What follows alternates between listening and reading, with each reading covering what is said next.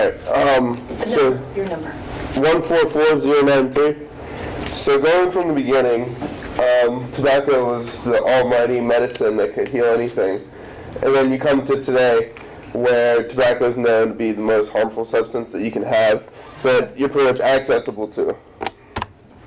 In the beginning, tobacco was given to Christopher Columbus in 1492 as a gift to the New World, because he came to this new world and everyone was, all the Indians were like, we need to make friends with these guys, so we're going to go ahead and give him tobacco as a gift, and hopefully they'll like it.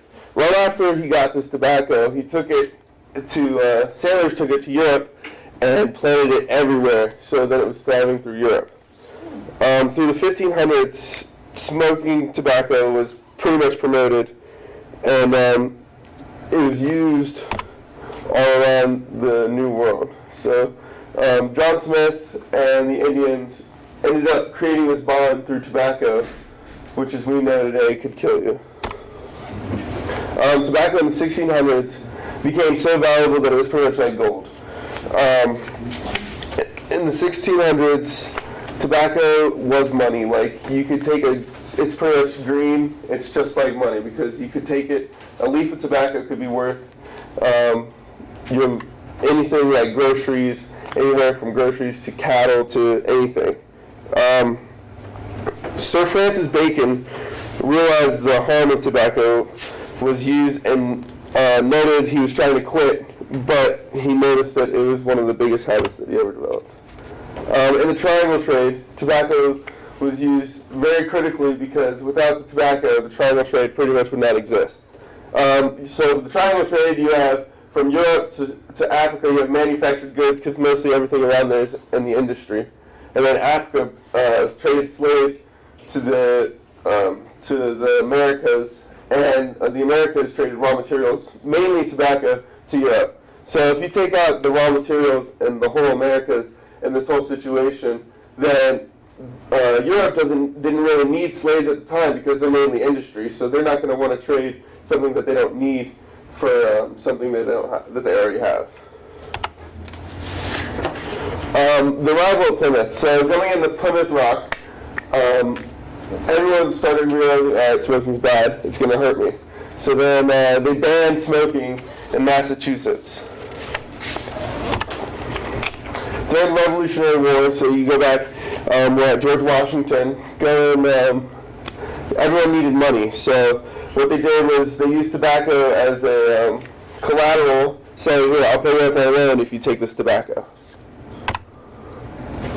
In the early 1800s, the cigarette became popular, and pure nicotine was pretty much discovered, so that's what sparked started sparking the filtered cigarettes, which became really popular around America. Samuel Green, he defined tobacco as poison, and this is where it starts out with advertisement. They started out with little kids saying, hey, let's go smoke some tobacco. Late 1800s, R.J. Reynolds, known for his tinfoil, like you guys go in your kitchen, you find R.J. Reynolds tinfoil wrap. He pretty much created the first chewing tobacco company, and chewing tobacco was pretty much famous going back all the way to the Old West. All the cowboys did it. It was the cool thing to do. In the early 1900s, according to the Boston University Medical Center, cigarettes was still not as popular as cigars by 3.5 billion and 6 billion. R.J. Reynolds came into, this is R.J. Reynolds right here, he came into the business of creating Camel cigarettes. They were pretty much the main popular cigarette at the time, and they started being spread all around the United States. This was during World War II, so what R.J. Reynolds would do, along with other cigarette companies, they would ship off cigarettes to the soldiers for free, just saying, here, have free cigarettes. But that pretty much got them addicted, so when they came back to the United States, they would have loyal customers, and that they would be hooked. And then also they started sparking advertisements to young teenage women.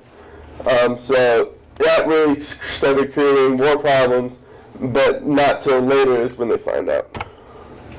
The 1900s till today.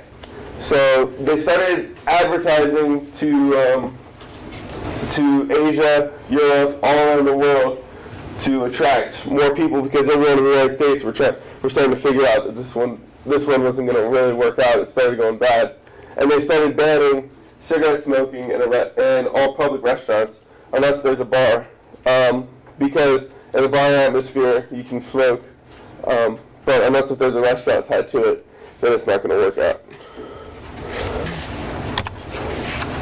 So in conclusion, more than 480 deaths occur annually from smoking.